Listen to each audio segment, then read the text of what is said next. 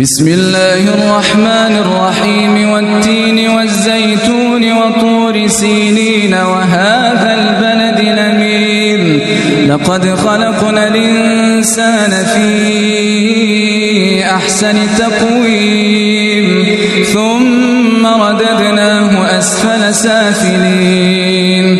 إلا الذين آمنوا وعملوا الصالحات فلهم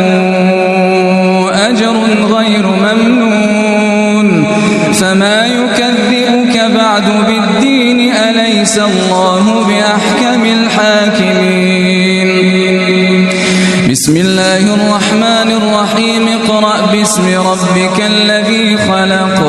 خلق الإنسان من علق اقرأ وربك الأكرم الذي علم بالقلم علم الإنسان